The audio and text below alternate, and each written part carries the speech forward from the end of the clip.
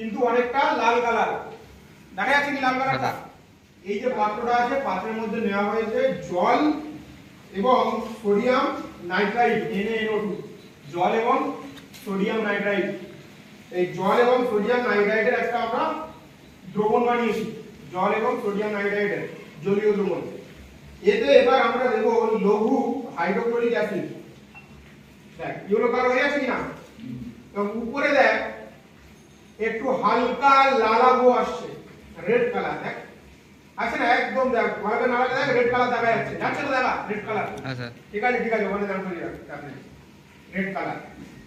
এইবার এতে যদি আমরা 2 থেকে 3 ফোঁটা বিটা ন্যাপথল যোগ করি, এই বিটা ন্যাপথল এই শনাক্তকরণটা আবার অ্যালকোহল ফেনলেরও শনাক্তকরণ। বিটা ন্যাপথল যদি আমি এখানে 2-1 ফোঁটা দিয়ে দিই, তাহলে এটা কমলা কালার, একদম একেবারে অ্যাজোরঞ্জক, একদম রেড কালার চলে এসেছে। দেখ রক্তের মতো আসলো না, কিন্তু অনেকটা লাল কালার।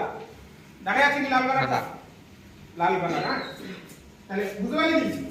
তাহলে আমি আবার গোড়া থেকে বিষয়টা একবার রিপিট করছি। তাহলে এই পরীক্ষাটা অ্যাকচুয়াল আছে সেকেন্ড সেমিস্টারে, তোদের 4th সেমিস্টারে, ঠিক আছে? কিন্তু এখনই করালাম না। তাহলে আমরা শনাক্তকরণ করলাম কিসের?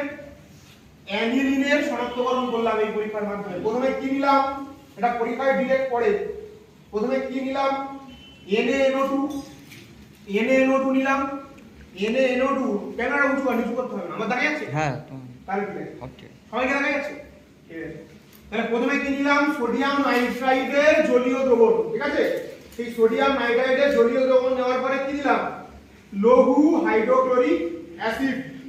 এই সেই লঘু হাইড্রোক্লোরিক অ্যাসিড দেওয়ার পরে আমরা কি দিলাম? কি দিলাম বলে? অ্যানিলিন দিলাম, যেটা আমরা শনাক্তকরণ করছি অ্যানিলিন। তাতে আমরা কি দিলাম? অ্যানিলিন দিলাম।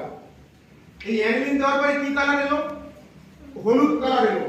এবং তারপরে আমরা কি দিলাম? Beta naphthol. বিটা ন্যাপথল হচ্ছে একটা অ্যারোমেটিক অ্যালকোহল, বিটা ন্যাপথল।